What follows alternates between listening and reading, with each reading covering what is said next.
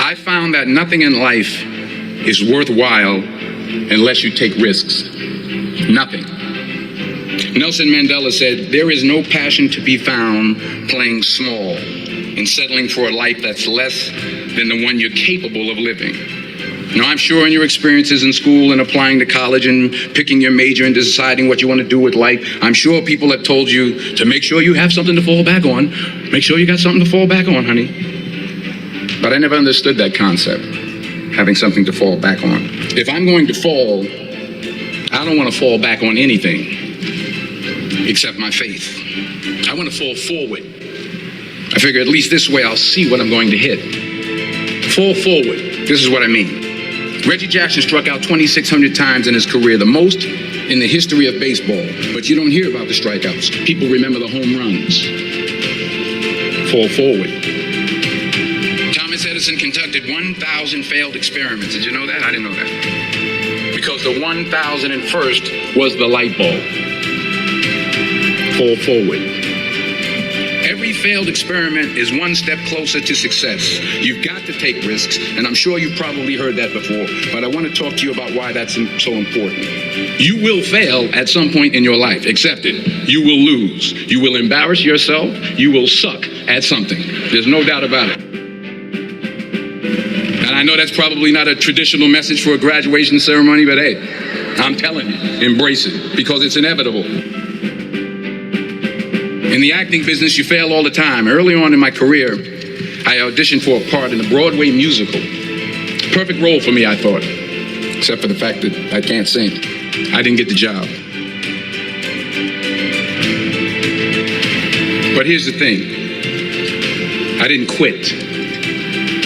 I didn't fall back.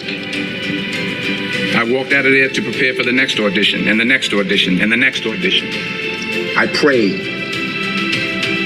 I prayed, and I prayed.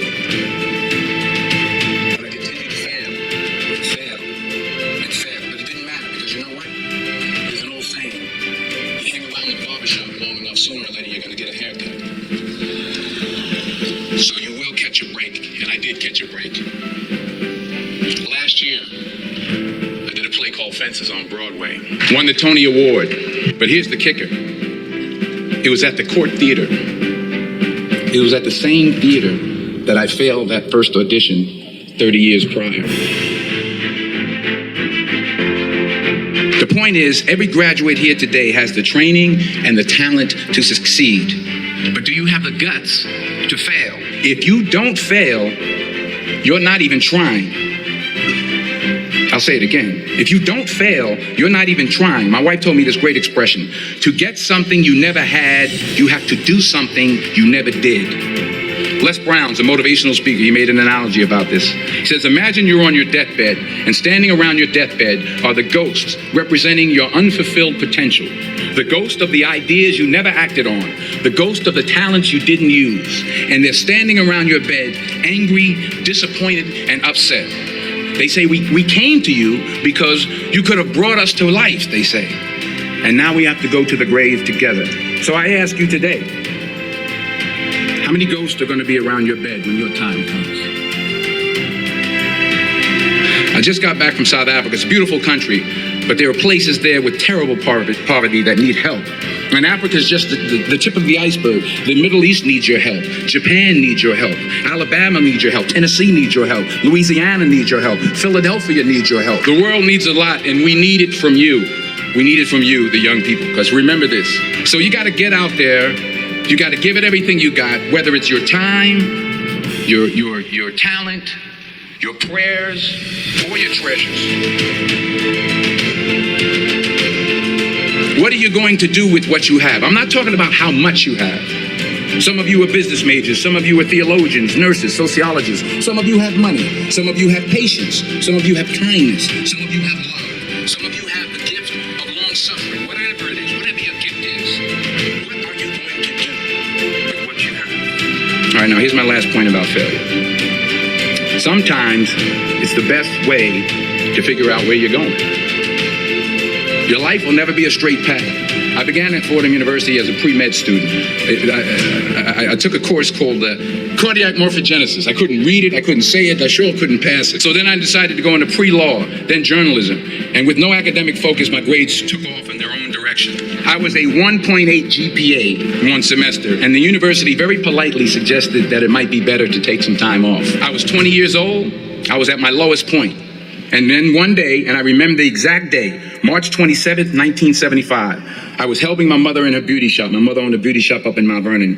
And there was this older woman who was considered one of the elders in the town. And I didn't know her personally, but I was looking in the mirror. And every time I looked at the mirror, I could see her behind me, and she was staring at me. And she just kept looking at me. Every time I looked at her, she kept giving me these strange looks. So she finally took the dryer off her head and she said something I'll never forget. First of all, she said, "Somebody give me a piece of paper. Give me a piece of paper." She said, "Young boy, I have a prophecy, a spiritual prophecy." She said, "You are going to travel the world and speak to millions of people." Now, mind you, I'm 20 years old. I'm flunked out of school. In fact, like a wise ass, I'm thinking to myself, maybe she's got something in that crystal ball about me getting back into school next fall.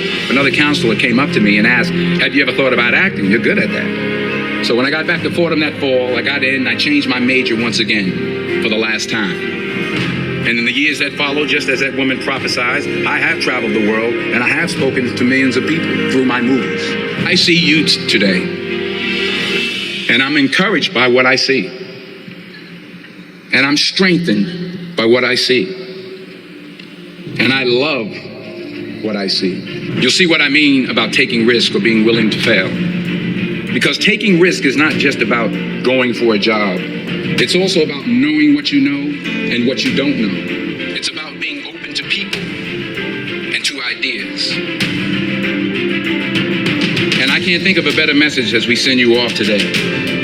To not only take risks, but to be open to life, to accept new views, and to be open to new opinions. To be willing to speak at a commencement at one of the best universities in the country, even though you're scared stiff. While it may be frightening, it will also be rewarding. Because the chances you take, the people you meet, the people you love, the faith that you have, that's what's going to define you. Never be discouraged. Never hold back. Give everything you got. And when you fall throughout life, and maybe even tonight after a few many glasses of champagne, remember this: fall forward.